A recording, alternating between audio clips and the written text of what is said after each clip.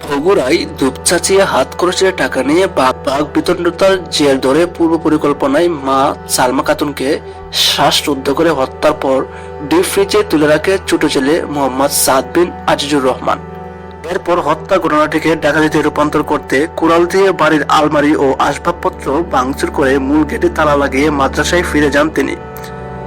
মঙ্গলবার 12 নভেম্বর দুপুর 1টার দিকে র্যাব 12 বগুড়ার ক্যাম্পের কোম্পানি কমান্ডার মেজর এহতেশামুল হক খান বিষয়টি নিশ্চিত করেছেন।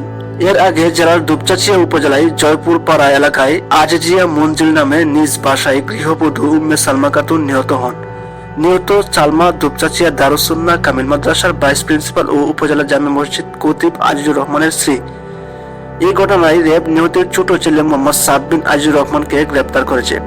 র্যাব জানায়, সোমবার দুপচাচিয়া নিজ বাড়িতে গৃহবধূ উম্মে সালমাকে হত্যা করে ডিপ ফ্রিজে তুলে রাখার খবরের ঘটনা সারা দেশে চাঞ্চল্যের সৃষ্টি হয়।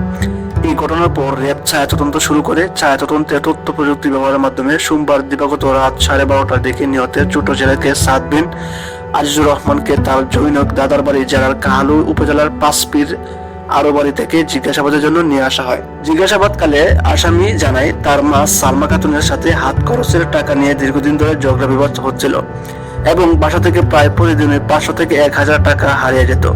সোমবার সকালে উম্মে সালমা খাতুনের সাথে হাত খরচের টাকা নিয়ে কথার কাটাকাটি ও বাকবিতণ্ডা হয়।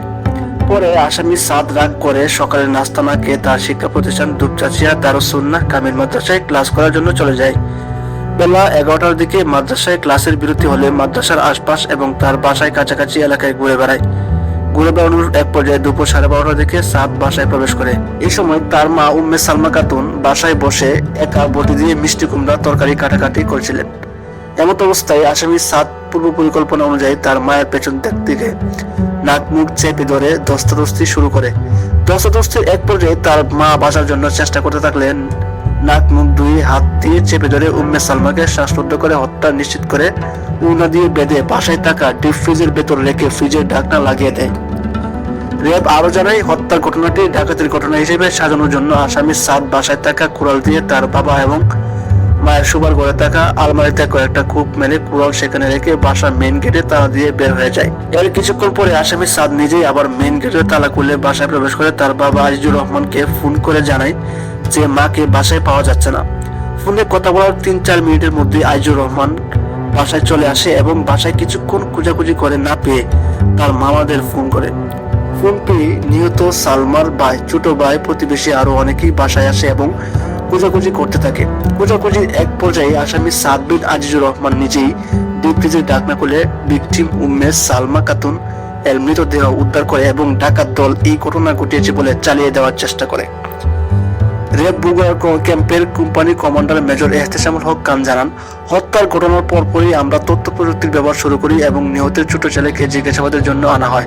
তাকে ব্যাপক জিজ্ঞাসাবাদ করা হলে সে হত্যার বিষয়টি স্বীকার করে এবং ঘটনাটি ডাকাতি হিসেবে চালানোর চেষ্টা করে বলেও জানায়। তিনি আরো জানান, দুপুর পর আসামি সাদ বিন আজিজুর রহমানকে দুপচাচিয়া থানার আইনগত ব্যবস্থা গ্রহণের জন্য পাঠানো হয়েছে। র্যাবের এই ধরনের চাঞ্চল্যকর ক্লুলেস হত্যার আসামির গ্রেপ্তার অভিযান কার্যক্রম চলমান থাকবে এবং ভবিষ্যতে আরো জোরদার করা হবে বলে দাবি জানান। ভিডিওটি ভালো লাগলে অবশ্যই চ্যানেলটি সাবস্ক্রাইব করে আমাদের সাথেই থাকবেন। ধন্যবাদ।